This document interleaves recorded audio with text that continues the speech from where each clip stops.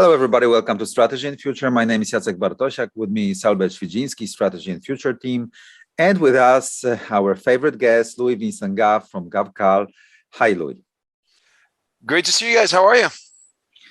Yeah, I'd like to say we're fine, but in those epic times, it's so difficult to say it, given the fact that with Albert, we are based in Warsaw, which is quite close to the war in Ukraine, and we face consequences of that.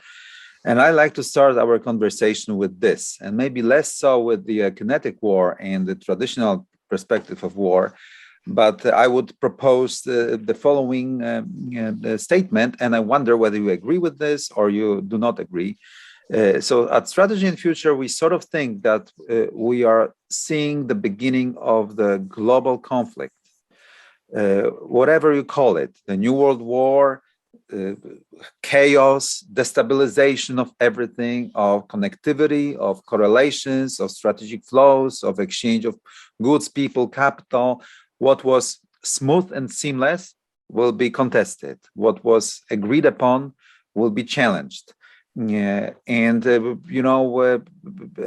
war in Ukraine is just one of the signs of this chaos and lack of agreement between great powers. And what do you think about this statement from our side? Do you agree with this? How would you see it from the financial perspective, financial markets, etc.? The floor is yours, Louis. First, thanks again for having me. And I realize that these are sober times. We're obviously, you guys are in the front line of probably the biggest crisis of the 21st century thus far. And I think, to your point, crises have a tendency to accentuate and accelerate underlying trends. And before Russia even started to invade Ukraine, we were already in a phase of energy crisis, for one, which always creates geopolitical tensions, and definitely in a phase of deglobalization. I think we talked about that last time we met. I wrote a book about that 4 or 5 years ago, Clash of Empires,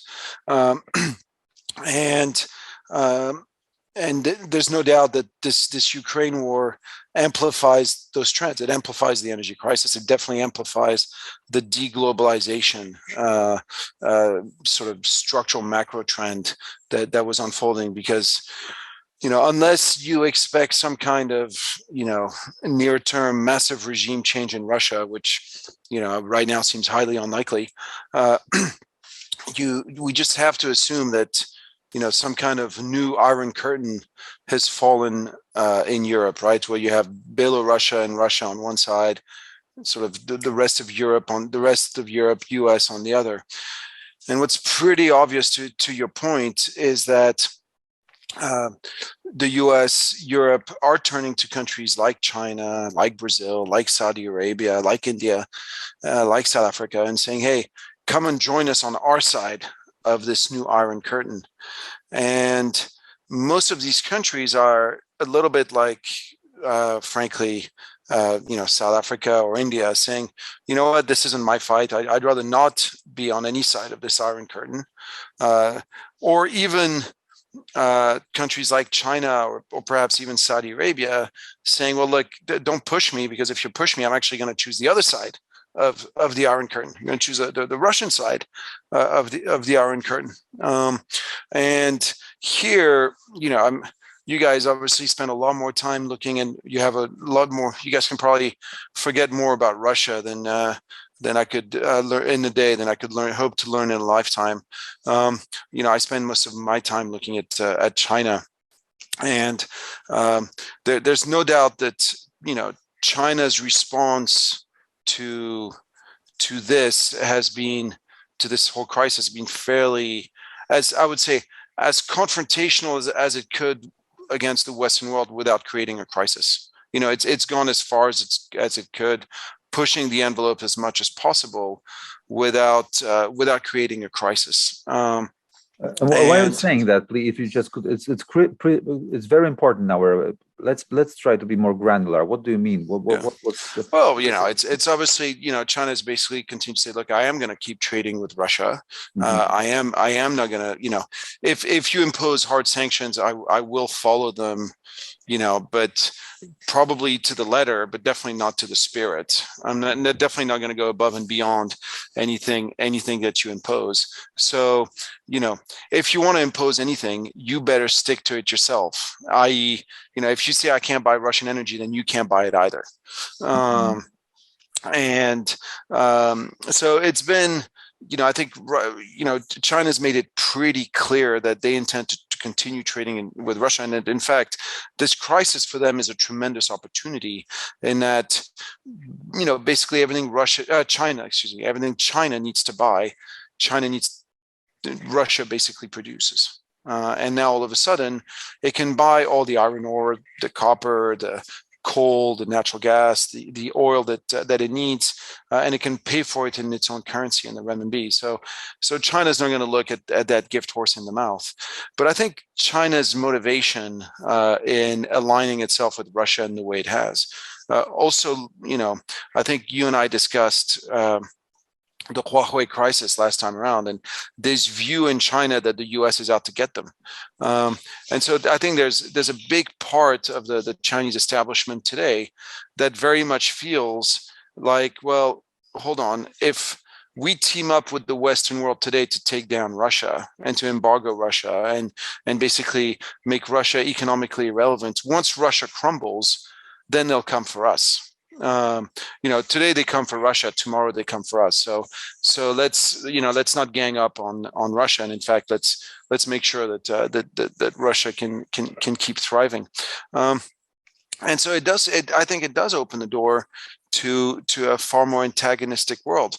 And that brings me, you're catching me today as you're hearing, I'm sure you, like me, you've seen all the social media posts on Shanghai and the lockdowns that are unfolding there, and the quasi riots and and how China is now looking to do the same thing in Guangdong, which is it's basically China's manufacturing hub, right? Guangdong is 110 million people. If it was its own independent country, it would be the world's fourth largest trading power. So, cutting off Guangdong from the rest of the world, having cut off Shanghai from the rest of the world, is a pretty potent signal from China. And you wonder, okay, why are they doing this? I mean, I wonder why they're doing this. Is given what we know about how Omicron isn't killing anybody, and I don't mean it doesn't kill anybody, of course, but you get my drift. It's not. It's not the disaster that most people feared. And is it China making a massive policy mistake? Yeah. And just completely overreacting on COVID because Xi Jinping has been in isolation for the past 2 years, and just like Putin has been in isolation and therefore maybe gone a little stir crazy. Is Xi Jinping also doing the same thing? Is it that? Is it B, that the variant, there's a new variant in China that's much worse and they're not letting us know yet, like they did with Wuhan? Or is it C, a sort of message to the Western world of, look, you still need us. And if you think ever of cutting us off, this is what you end up with: much higher inflation, dislocated supply chains, factories that don't work. So, be careful what you wish for, kind of thing. I'm very, I don't have the answers. All I have is questions. I'm scratching my head today. But to your point, you look at, China basically shutting itself down to Western trade. You look at, obviously, the Ukraine invasion, and you look at the energy crisis that's unfolding around the world, and you think, well, this setup is just not a good one. Yeah, Louis, in your book, which we discussed, you were reminding the readers about this, coup d'etat or change, of course, by the Saudis back prior to the Second World War. And now, like these days, we are seeing the courting by the Chinese of the Saudi crown princess. So what do you think, at what stage of de-dollarization of oil trade, plus all other commodities, all other Eurasian trade we face, given the fact that the signal, anti-Russian signal, that everybody might be scared of, that India or China will be the next one on target? So what do you think? Where are we in this process? Okay, I'm going to be long-winded, but bear with me because this is a super important question. And you know, before I even answer, I want to highlight that we're all the fruits of our own experiences, right? And all of our beliefs, they're all tainted by the experiences we've gone through. For me, I moved to Asia a little bit before the Asian crisis, and the Asian crisis came early on in my career, and it was a pretty shocking event. Within a few weeks, the entire middle class of Asian countries were wiped out, and a number of emerging markets as well. Turkey, Brazil, Argentina. And the reason I highlight this is that I think most policymakers in emerging markets came out of the Asian crisis thinking this can't happen again. And for this to not happen again, I need to maintain an undervalued currency and always accumulate hard currencies, mostly US dollars, but also euros, and accumulate US treasuries, accumulate German bonds, and basically always have a sort of safety mattress. So it's the safety cushion to protect me in case something bad happens. Now, for the past 25 years, as emerging markets, we're always happy to keep an undervalued currency and accumulating US treasuries all the time. I think our Western policymakers started to take it for granted. And we started to follow crazier and crazier fiscal policies and crazier monetary policies all across the Western world because, you never had to pay the piper. And so the returns as a result, the returns on bonds, on US treasuries, the returns on German bonds kept on deteriorating to the point where today US treasuries give you minus 5% real. And this is where you were coming into the Russia crisis. And there's a reason I'm going back into history. This is where you were. But yet people kept buying these US treasuries. And they were buying them, I think, not because of the returns on capital, minus 5% real is horrible. Who wants to buy that? But because of the return, the perceived return of capital, the safety of capital, the view that, if tomorrow there's a crisis, well, I can always have access to my US treasuries and I won't go through another Asian crisis. And that was what drove emerging market buying. Now, all of a sudden, this has been upended by the decision to freeze Russian central bank reserves. The decision taken in just one weekend to say, you know what, the 200 billion that Russia has in US treasuries and the 200 billion it has in European bonds, they actually don't belong to Russia. We're confiscating those. And we'll actually go one step further. We'll also confiscate all the assets of Russian oligarchs.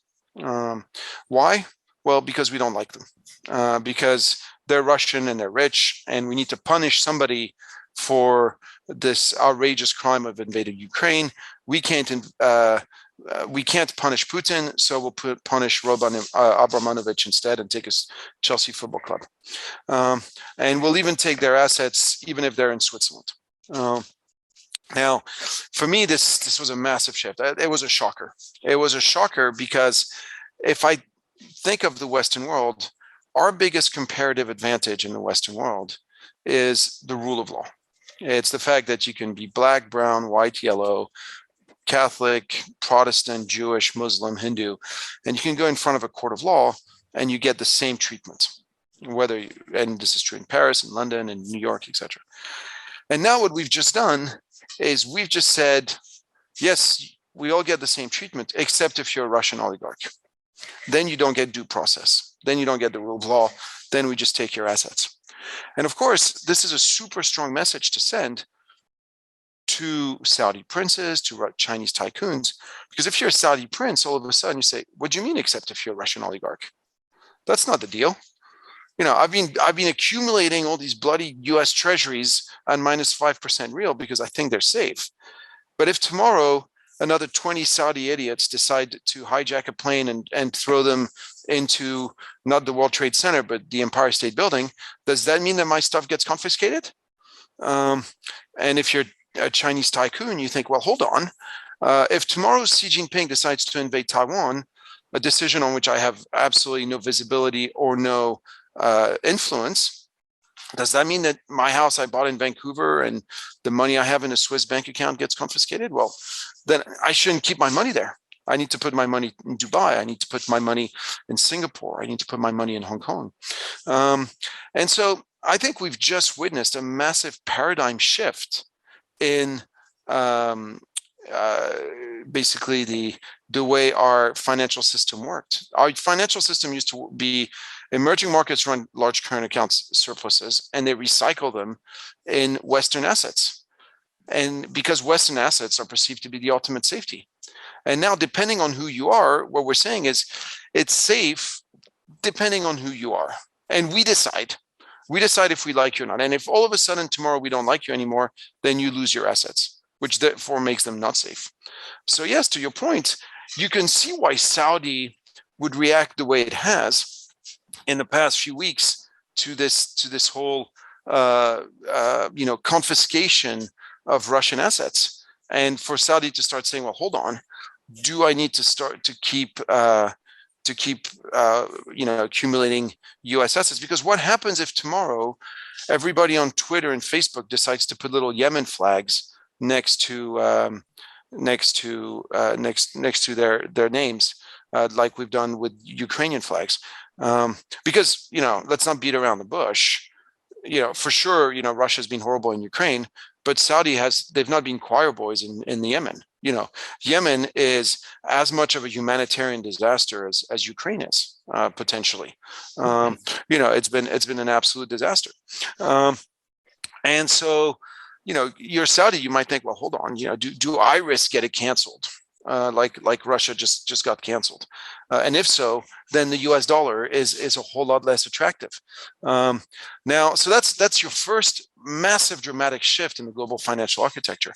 Your second dramatic shift is, Putin's response to this has been to say, well, okay, there's no point in me earning U.S. dollars or euros anymore. I can't do anything with those.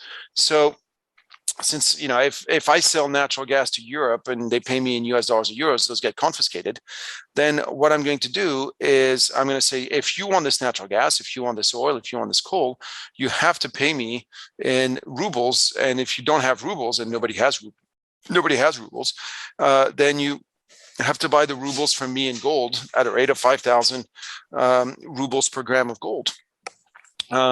Or if you're a country that is not beating me over the head with a club, if you're China, if you're India, you can buy my energy in your own local currency, hereby implying that if you're China, you no longer need to save as many US dollars as you used to. Because if you were China, you were basically accumulating US dollars all the time in case the oil price went up and you needed US dollars to buy oil.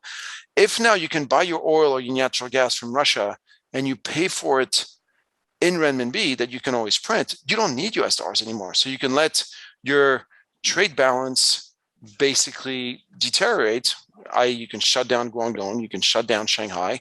You don't need to sell stuff to the US anymore. You don't need those dollars.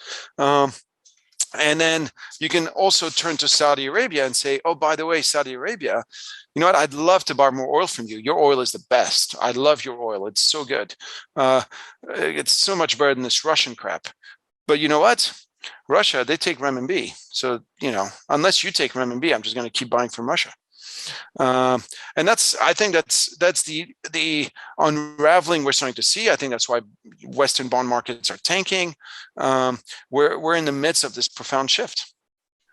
If I could throw out a bit of a far-flung question, but of course this Saudi Arabia relationship with the US and reinvesting the profits from selling the oil to the US, I think you could easily trace it at least to 74 and the aftermath of the embargo. Yep. And the way it has been set up is basically the Saudis reinvest into US denominated, papers, basically, whatever you want to call it, debt. And US weapons. And US weapons, that is correct. So I from what I've heard in 2016, and again, it was over 9/11 investigation, Saudis threatened to offload a massive amount of US debt, of US denominated currency and other stuff. amounting to, I think, $750 billion of dollars, and China has well over $1 trillion. And so here comes the far-flung question. Basically, what is obvious is the sanctions, the totality of US sanctions under scope to everybody who isn't firmly in the US camp, that there is a burning need to move away from dollar, at least to an extent of the portfolio, right, or reserve. So, and here comes Ray Dalio. He usually claims that you see the end of a reserve status of a currency in the aftermath of a conflict. He throws out example of guilder and of pound sterling. But the interesting question is, in this case, when obviously Chinese don't need dollar and see dollar as dangerous, could you see an attempt to end reserve currency status, not as an aftermath result of a conflict, but as a first salvo of a global struggle, of a struggle for hegemony? In other words, could the Chinese? It's been a question for a long time. The same way that it's been a question for a long time whether the US can cancel the debt it owes to China, and it's been a sort of a conspiracy theory until it wasn't all of a sudden. So, do you see this a possibility in any way that the Chinese could move to offload their debt alongside the Saudis, for example, who threatened this already? Look, I think if you're China, you can't really call J.P. Morgan and say, what price for $1.5 trillion of U.S. Treasuries, and unless you're willing to have a massive revaluation of the renminbi, right? And the reality is that Chinese policymakers are first and foremost in the game of stability.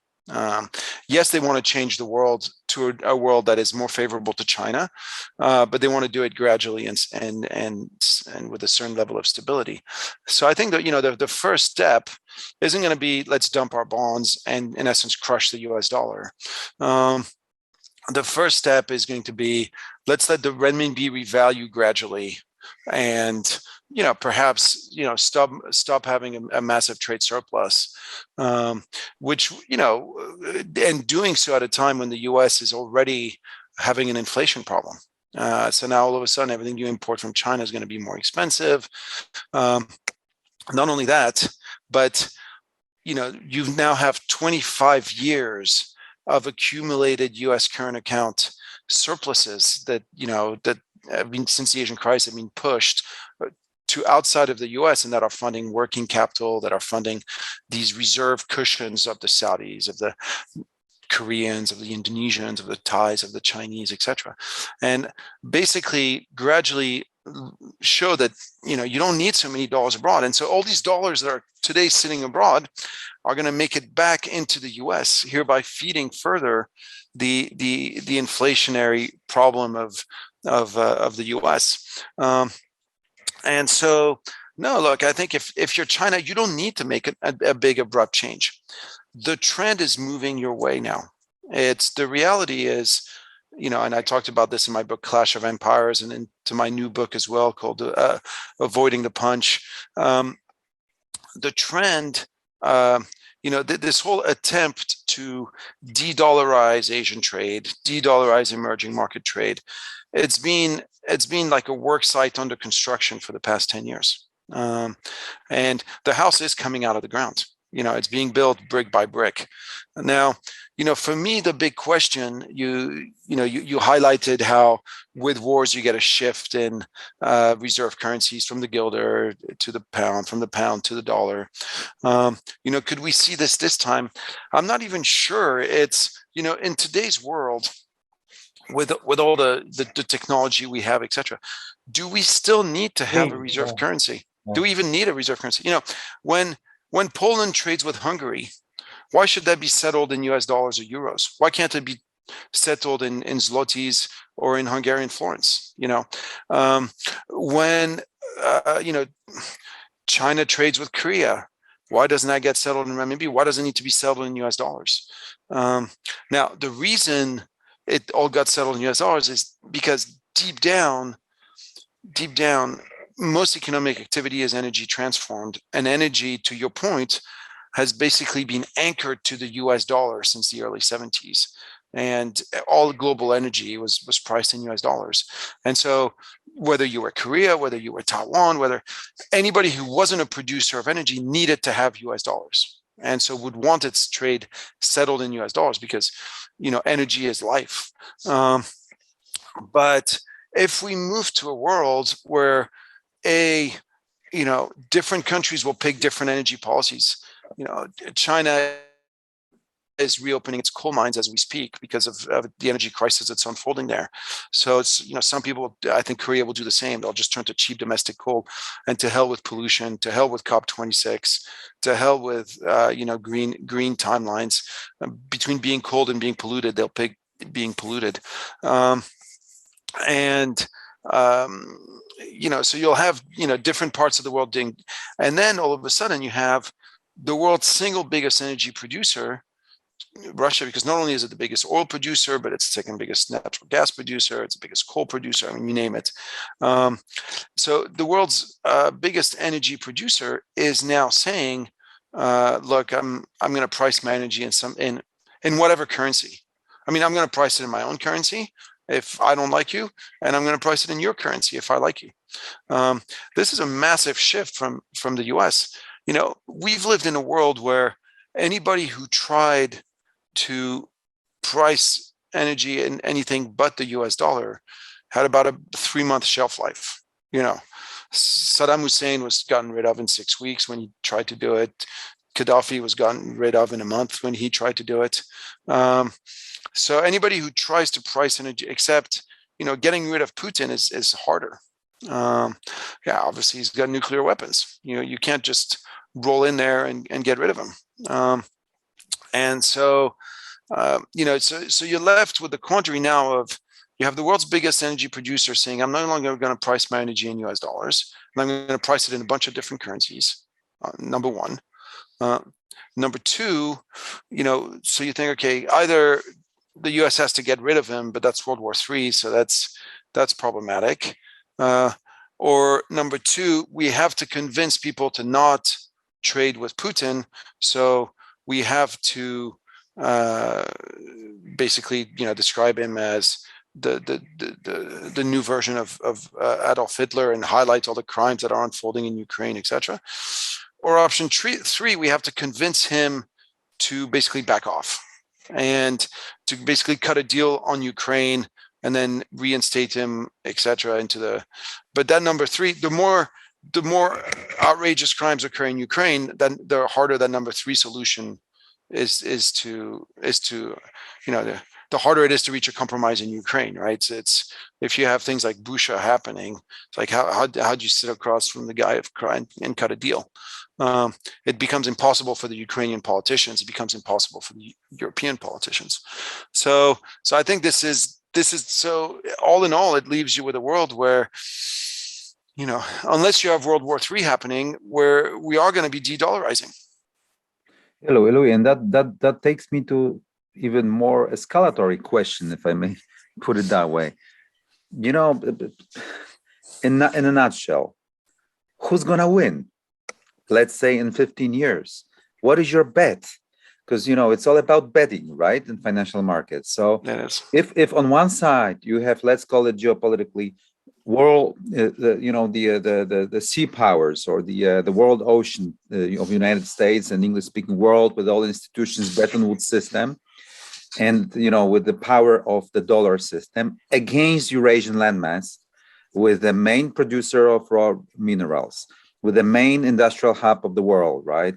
With the two largest populations on planet Earth, and with with Asia itself. So who's the contest of the contests? If you are right that China will side with Russia and will not leave it alone.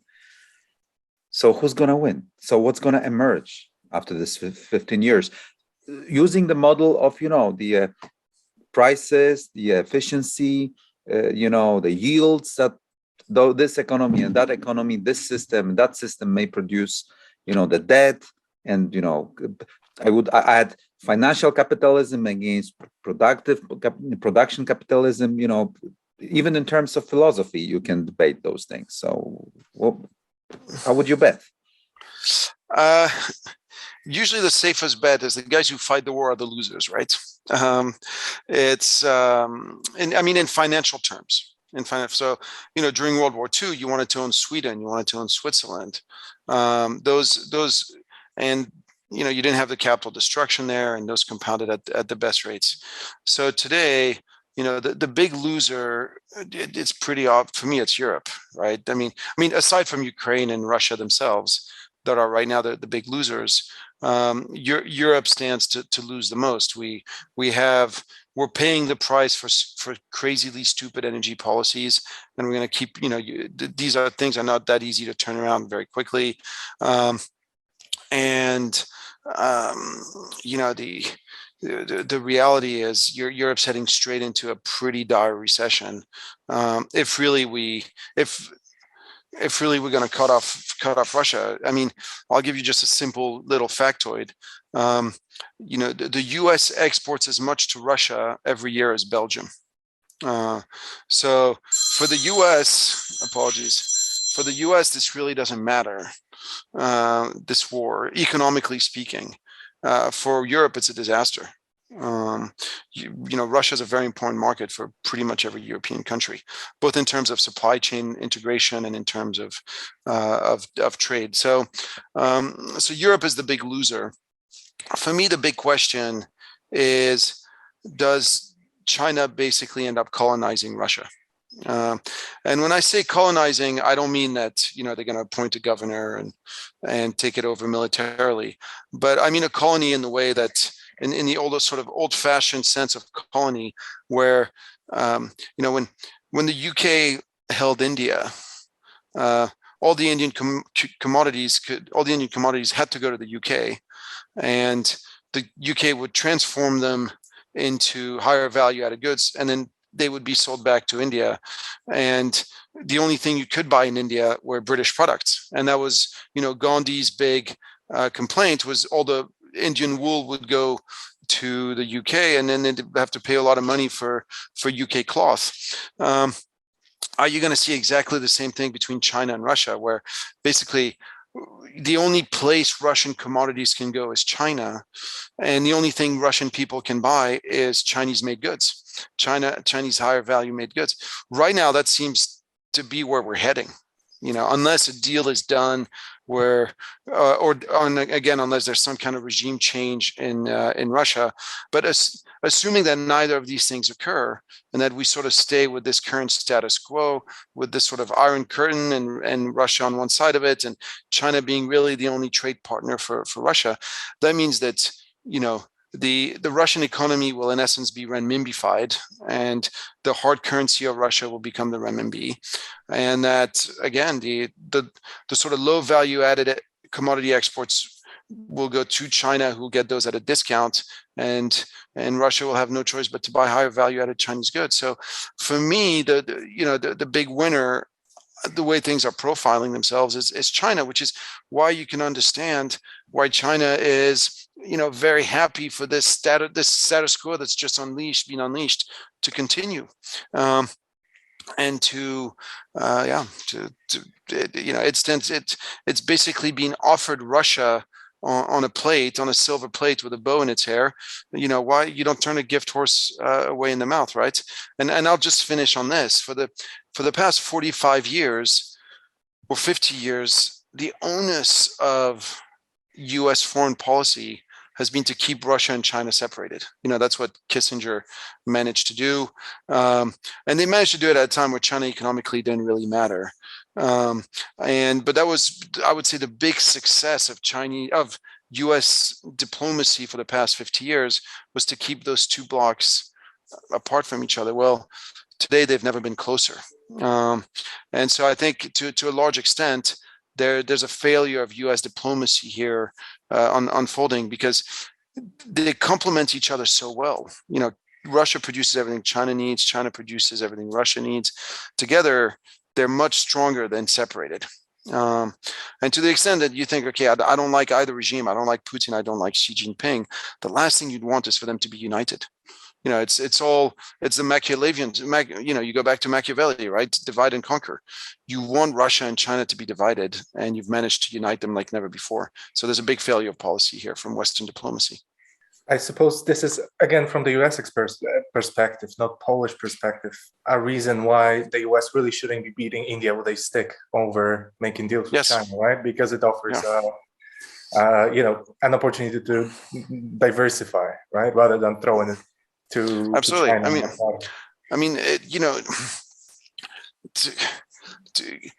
India and Russia have always gone along pretty well. And there's a lot of tension between China and India. So if you're the US, you want to play on that to at least try to salvage something. Now, there's also always been a lot of tensions between Saudi Arabia and Russia. So if you're the US, you want to play on that. But they seem to be losing that relationship. And I think, they're losing it for a number of reasons. Perhaps the most obvious one was the horrible murder of Khashoggi in the Istanbul embassy, and which has made MBS a sort of persona non grata in Washington, D.C. The last G20 meeting, the U.S. didn't want MBS there. So they only invited his father.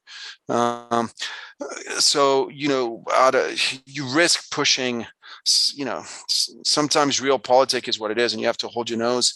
But because right now they risk pushing, if you create an axis, Saudi Arabia, India, China, Russia together, that'd be a debacle for U.S. diplomacy. Mm-hmm. Mm-hmm. If I may, in that vein, Louis, how about Europe? How does the United States play Europe with this, Ukrainian concept? Let me give a lot of, the background. Prior to this war in Ukraine, it seemed, and I also listened to what you were saying at Micro Voices, as far as I remember, it was there, that Russia seemed to be a good choice to invest, so to speak. Europeans wanted to deal energy markets, maybe even dirty production later on.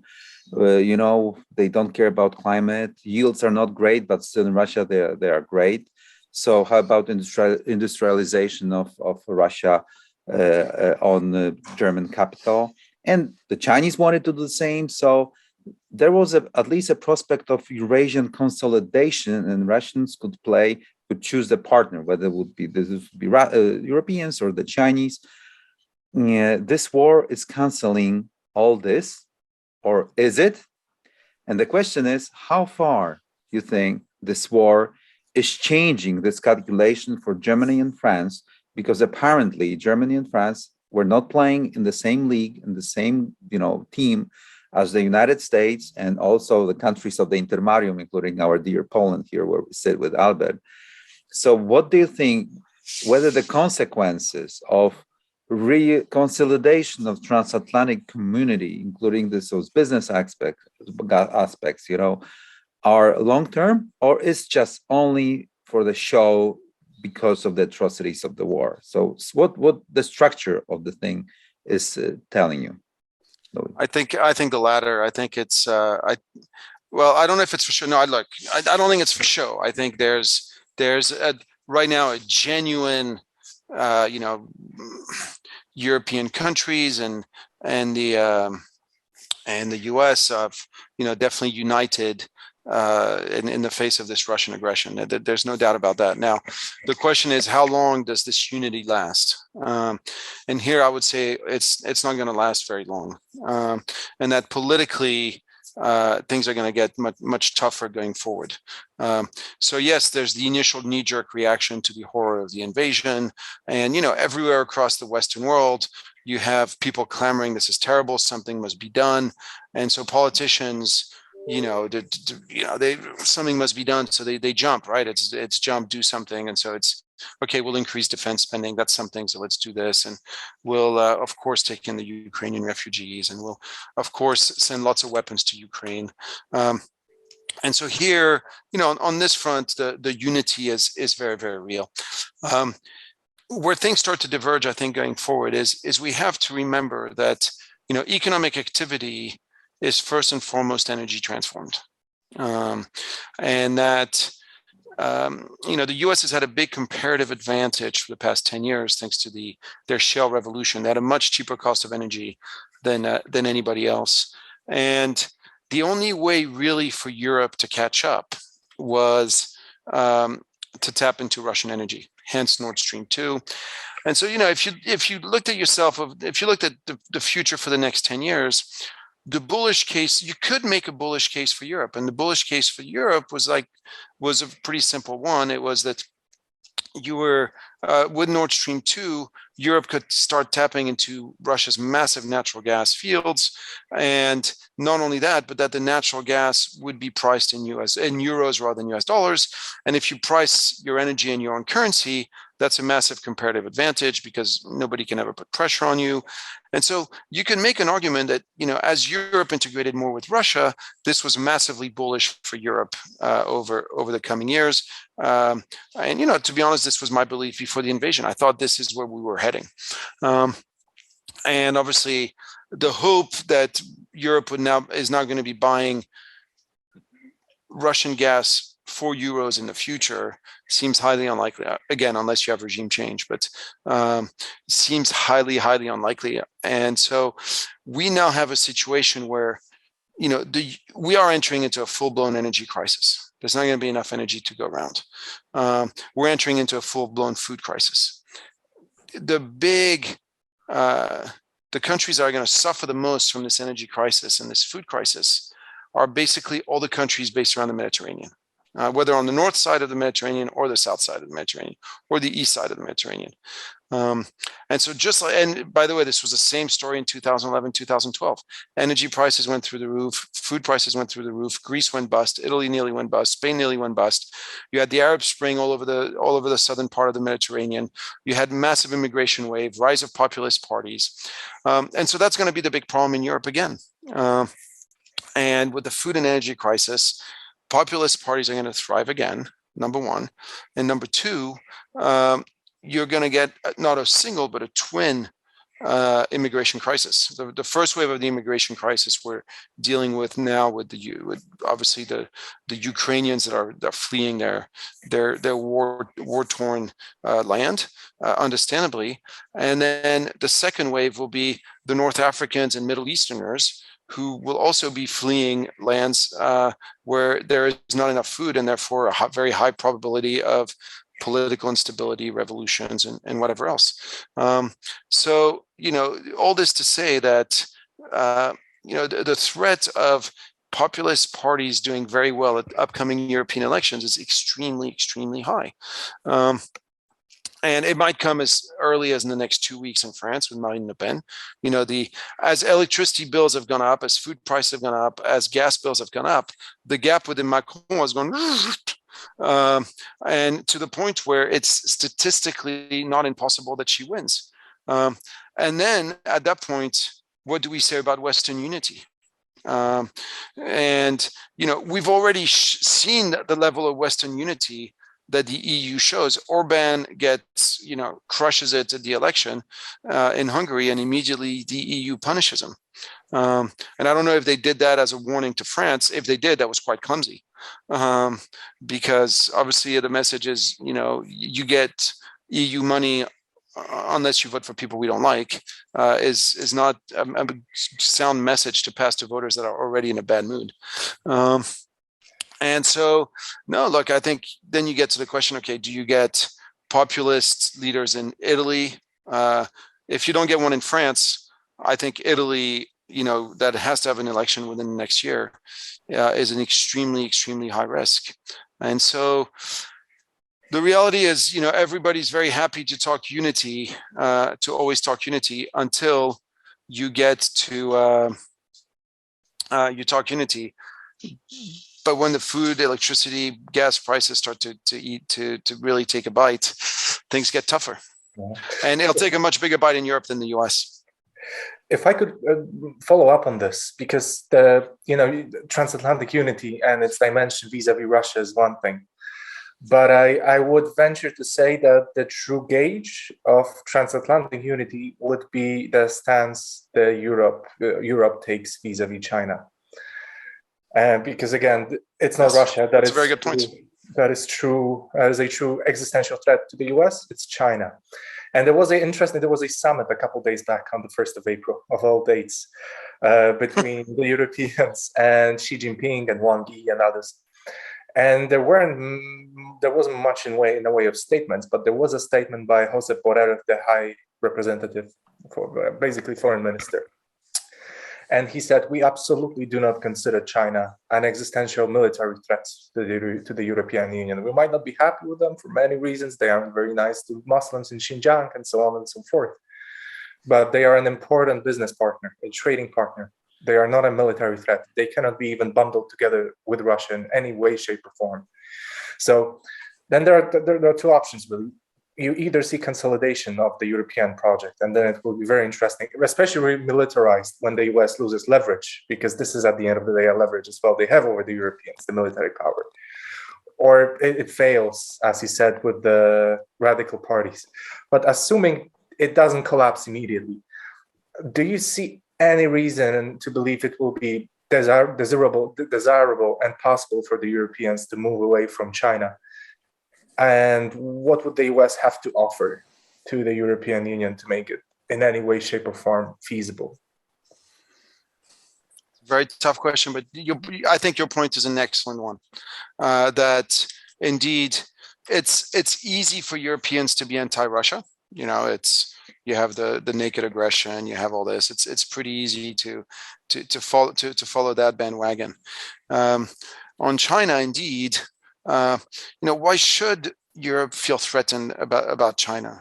The reality is, Europe, most European countries have, positive trade surpluses with China. It's Germany's single biggest trade surplus. So if you're Germany, the last thing you want to do is cut off China. It's a great trading partner for you. I think if you're Poland, Hungary, Czech, Slovakia, all those countries, for years, for really centuries, your lot in life, unfortunately, has been to either be dependent on Germany or be dependent on Russia, right? It was you were sort of stuck in between these two superpowers, and so it was either you had to make your peace with one or make your peace with the other. It was pretty hard to stand alone and stand strong. And the whole, Chinese One Belt, One Road gave hope, I think, to Eastern European countries that all of a sudden we have another outlet, we have other markets. We don't need to be Germany slaves for all intents and purposes. We have the option of something else. And so that dream, that sort of China dream, is a hard one to turn away from. And different countries embraced it differently. Like Hungary's embraced it massively, right? If Hungary's like gone full into the One Belt, One Road, the Xi Jinping dreams. So yeah, I don't think there will be much of it'll be very hard to build a pan-European consensus that would be anti-China. I don't really see what the US could offer Europe. It's easy to build an anti-Russia consensus today because of the invasion, right? Before that, without the invasion, never could you have built a pan-European consensus that was anti-Russia. Sure, the Baltic countries were very anti-Russia for, obvious reasons. Sure, Poland was worried about Russia, but if you were Germany, you're like, no, keep sending the cheap coal, keep sending the cheap natural gas. We'll have it in spades, and we'll keep selling you Mercedes. Thank you very much. But so you couldn't do it in pan-Europe before the invasion. So I think it would take, I don't think the US can change that. I think it would take a policy mistake from China to change that. It would mean that China basically went out and did something pretty bad. And the only thing one can think of is invading Taiwan, right? That's, I think, the only way you get Europe to basically team up and say, you know what, we can't do trade with China, is if China turns around and invades Taiwan. But I personally don't believe they're going to do that, partly because just militarily, the logistics of it are so much more complicated than for Russia to invade Ukraine.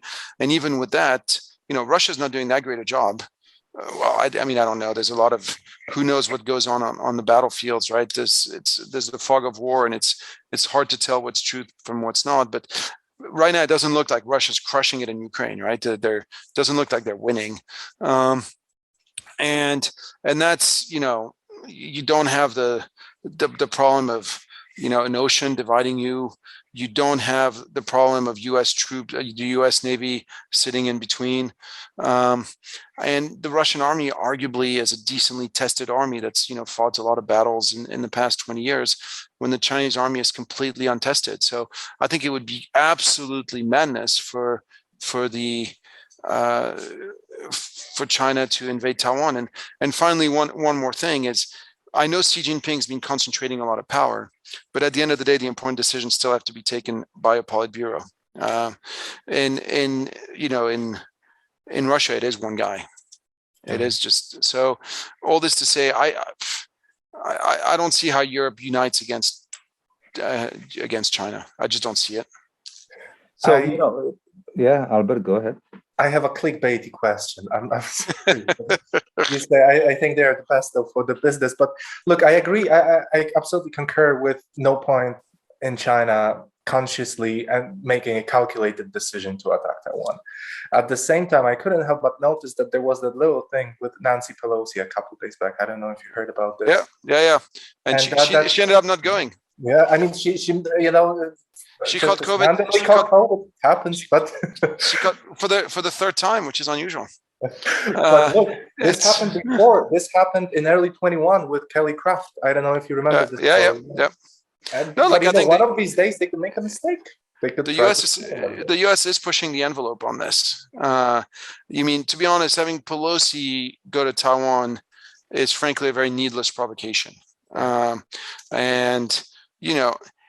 again, at this time when the U.S. should be looking to make friends with China to sort of isolate Russia, it strikes me as really playing with matches in a dynamite factory for Nancy Pelosi to say, I'm going to go to Taiwan. Now, granted, you could say maybe it's an act of God that she catches COVID for a third time, or maybe the U.S. diplomatic service, said, let's not do that.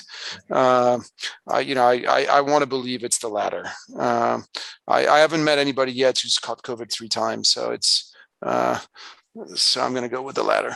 And at such a fortunate time too. But look, again, here comes the clickbaity question. So let's assume, I'm sorry, but let's assume China props up Putin because there is a risk of regime collapse. They don't want this. And this is that thing that could change the calculation, as you said. Yeah. And then the US comes up with the idea to send somebody really important and acting in the administration to Taiwan. And then China does what it threatened before to do, to quarantine. It doesn't attack Taiwan, but it quarantines Taiwan. It doesn't even blockade Taiwan, so it doesn't really exhaust the definition of an act of war. But it quarantines Taiwan, the airspace over Taiwan and territorial waters. So what happens next? And let's then say that the US launches some sort of sanctions depending on the severity, either like Trump sanctions, but stronger with the listing, or it goes for the jugular like it did with Russians. So what will happen next? Not even in terms of war, but in terms of economic situation. It's a difficult question, and again, clickbaity one, but it's an interesting proposition, right? And not completely impossible. Yeah, and if I may add the wood to the fire, Louis, even without invading Taiwan or quarantining Taiwan, what would happen to the financial markets if, for any reason, in this, Eurasian power game, the United States said that we are not paying the debt, we are not honoring acknowledging the Chinese money, the Chinese, rights to bonds, and so on. I think the US are tanks. Yeah. I think if they do that, I think the US are tanks. You can't pick and choose who you pay back amongst your creditors. Now, you could do it, I think, if you're basically at war with that country, but that's it. So which brings us to Taiwan. Could we get in that situation? I think, look, China's made it pretty clear where the red lines the U.S. shouldn't cross, or for that matter, European countries shouldn't cross. And if if the Western world insists on crossing those lines, then yes, I think we may have to worry about a blowback. So, what would that mean concretely? I think the first thing you'd want to own is the Korean chip makers. Because the world would run out of chips. If you start to have an embargo, Taiwan is, the biggest producers of semiconductors. We already don't have enough semiconductors. If all of a sudden there was a sort of question mark over semiconductor supply in the future, everybody would move immediately to double, triple, quadruple order from the Korean semiconductor producers, who would then be working absolutely flat out. So in that world, if you think that's a real threat, you buy Samsung Electronics and you buy SK Hynix as a hedge. Now, interestingly, their share price haven't done very well of late. So the market doesn't seem to be pointing in that direction. I think the other thing you would anticipate is energy prices to go through the roof, because the US might respond with basically an embargo of Chinese oil. They've already basically embargoed China from semiconductors. They could turn around. China has three main weaknesses. Its dependency on the dollar, its dependency on semiconductors, its dependency on energy. So you could easily, basically block Chinese ships from going through the Malacca Straits and, going onto the Middle East to pick up oil. So oil would probably go through the roof.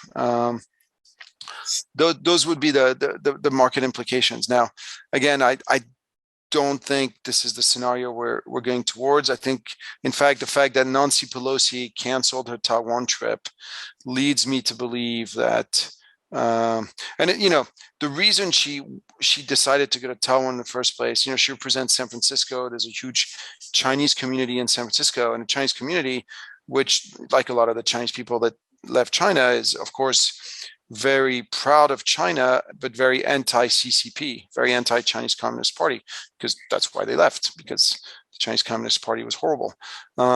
So for her going to Taiwan, it was really, I think, sort of her playing local politics, perhaps more than thinking of the greater interests of the United States. And the fact that the trip was canceled was probably somebody from the State Department tapping her on the shoulder and saying, look, this really is not useful. So I'm hopeful, actually, given that we've just seen this, I'm hopeful that that we actually don't go down this path. But, you could say, well, what happens if, Mike Pompeo becomes the Republican candidate, because he's supposedly going to be running, and, he keeps running around saying that the U.S. needs to recognize Taiwan as an independent state. Now, I don't think Mike Pompeo wins the presidency, partly because, American elections are seldom won on foreign policy issues. But yeah, so you could see it as a threat. Having said this, the fact that Nancy Pelosi canceled a trip, I think is pretty positive. Because here's the interesting thing about her canceling the trip: she canceled the trip because of COVID, and she didn't turn around and say, "But I'll be coming in a month later," I guess, or in 3 weeks, or in 2 weeks, or as soon as I test negative, I'm on the plane.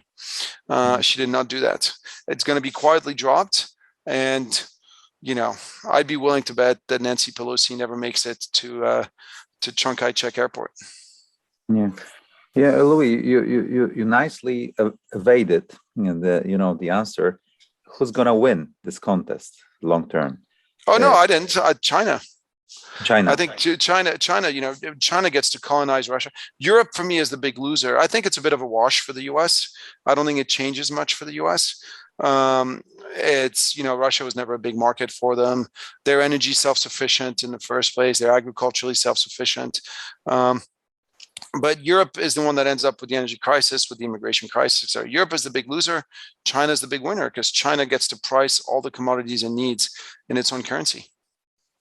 And in your Clash of Empires, you were comparing the comparative advantages, either China or United States. So what would you change? What would you add to the calculations these days? And sort of what proved to be wrong in your calculations back then?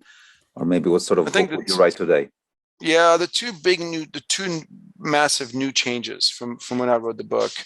The energy crisis I alluded to is now confirmed. which is obviously pretty good news for the Middle East and pretty bad news for Europe and bad news for big parts of Asia. The food crisis that we're in is also not confirmed, and that has potential big geopolitical ramifications. Not least of which, one of the things I didn't talk about in the book, which now seems likely with the energy and the food crisis, is an immigration crisis. So, there's three, I think, big new developments since I wrote the book: immigration crisis, food crisis, and energy crisis. And but all three of these crises, frankly, I would say, feed into the underlying trends that were already there, where there is especially bad news for Europe. If I could go back, I asked you before about what could be the offer the US presents to Europe to draw it away from China. And then the last time we spoke, you pointed out, and I think you pointed out numerous times in different interviews, that you are yet to see a coherent US plan how to win. And I think it's because it's very hard to imagine how it could be done, taken into the fundamentals, that the US has. But I've heard interesting statements by Catherine Tai, which again, she didn't really came up with a solution. She came up with a low effort attempt to put genie back in the bottle, because she basically said she wants to recouple, the US should recouple with China. But the way she made it sound is, try to put China back into position it had in value chains back in the 90s and early 2000s. So she didn't really came up with something that I think could be interesting to China, and rather, you go back to being what you were and, the clothes you grow out of before. Not much more. At least I couldn't see anything like that. But do you think there is some sort of modus operandi or modus vivendi that the US can offer to China without going or falling into this, dynamic of a hegemonic rivalry, economically speaking? If you'd asked me 3 months ago, I would have said yes, very possibly. With the unfolding war, I think it's much more challenging, because now that we have this Iron Curtain in Europe that's fallen, it forces everybody to position themselves, and the US and Europe have, they are passing on the message, either you're with us or you're with Russia. And there's, and again, a lot of emerging markets want to say, well, can I choose none of the above? But the answer increasingly is no. So it's, at this time of conflict, it's hard to see how that works, right? It's hard to see how you don't end up with big power conflict. But how would it look 3 months ago? What would be the offer the US could have presented to China, or like a proposal? I think the proposal to China could have been one where you turn to China and you say, look, you have major weaknesses in semiconductors, and you have major weaknesses in energy, and yes, you're dependent on the US dollar. Now, to the extent that you accept to remain dependent on the US dollar, we will guarantee your energy security, and we will guarantee your semiconductor security. And perhaps that's a deal China would have taken. I'm not, maybe they wouldn't have, but that deal was never on the table.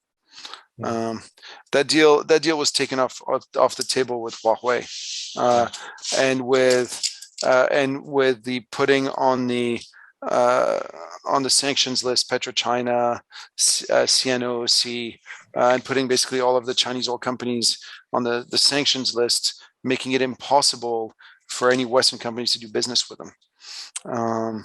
So, the deal could have been, okay, we'll help you develop energy assets. We can even develop energy assets domestically, and do it more efficiently than what you're doing. Maybe that could have been a deal, but anyway, I think that ship has now long sailed.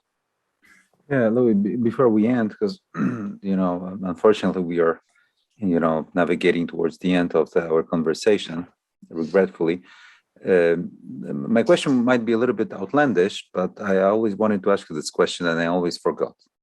At Strategy and Future, we also cover, technology and that imposes on geopolitics, and we closely follow the new era of space. Elon Musk, SpaceX, the Starship, so the new technology that is creating a sort of a new paradigm, new economy, maybe, and so on. So, do you think, and based on how the financial markets react to SpaceX and all those barons of the space and potential new breakthrough technology that reusable rockets, so do the markets signal that this might be the era comparable to invention of the electricity or combustion engine or steam engine, or something that will change how we operate, introducing the new factor into all this geopolitical considerations that we have been covering for the last hour? So what is your take on that? I think that's a great question. And look, capitalism typically either needs new territories to expand in. This is the period of the railways in the United States or the railways in Britain, or the birth of emerging markets, the entrance of China into the WTO, etc. So, it either needs new territories to expand into, or it needs new processes, basically to get excited about. So for the past decade, we've been in obviously a bull market driven around new processes. It's all been about tech, right? It's Mark Andreessen's software eats the world. That is clearly coming to an end. You're seeing it in the implosion of a lot of the sort of more frivolous tech names. And therefore, if you think of the next phase of capitalism that we're in, I think there's two potential avenues. One of them is the one you highlight, where in essence, we go and discover new territories. Now, the problem is, how do you make these new territories in space profitable? And this is the big question mark. But so that's one option. The second option is we've come to the end of the bull market on new processes. There are no new territories to expand. In fact, instead of globalizing, the world is deglobalizing, and territories like Russia are falling off the map. So it's not about new territories, but it's about the Malthusian constraint, which is where markets fall every now and then, where you start looking onto yourself and thinking, oh no, there won't be enough for everybody. And I fear that this is the next phase of the current bull market. We're now entering into the Malthusian constraint phase of the bull market. Maybe space will be the outlet that gets us out of there, but I doubt it. I doubt it because it's very exciting, but it takes so much money for no returns. So for now, I remain. I have a few friends who are all sorts of gung ho on space and will invest on anything that's linked to space. Arguing that it's the next internet and it's the next software space, but I don't buy it. If I could, I know we're out of time. Quick question. Circling back to the very first thing you said about China and its reaction to Shanghai and closures and lockdowns. You listed Chinese government bonds as one of 3 anti-fragile assets next to gold and energy. But looking how weird this current policy is, I mean, it was understandable, but now it's just weird.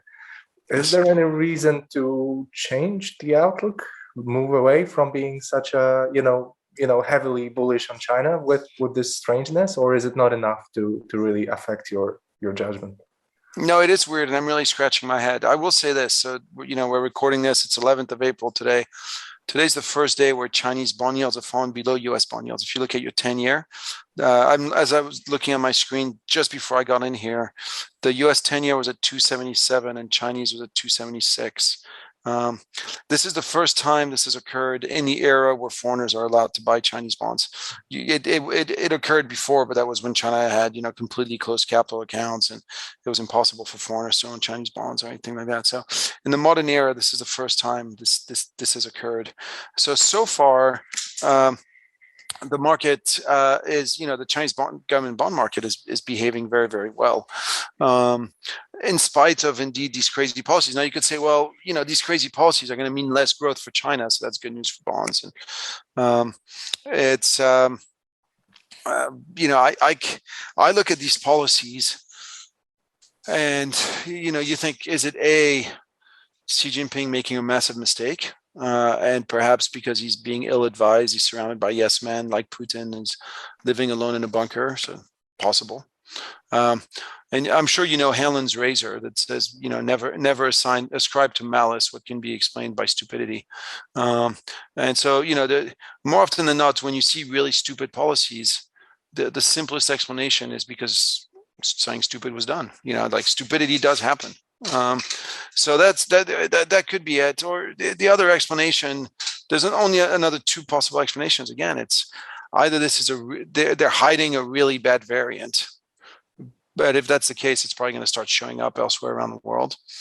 And option three is they're actually messing with us, and they're messing with supply chains at a time when the US is already, and Europe is already experiencing high inflation. They're sort of turning the screws and making it much worse. I want to think it's a policy mistake, but those are your three choices. Yeah. Okay, I think that's the great to catch up with you guys. I guess next time we speak, we'll have known if it was a policy mistake or something more nefarious. Cool. Thank you very much, Louis.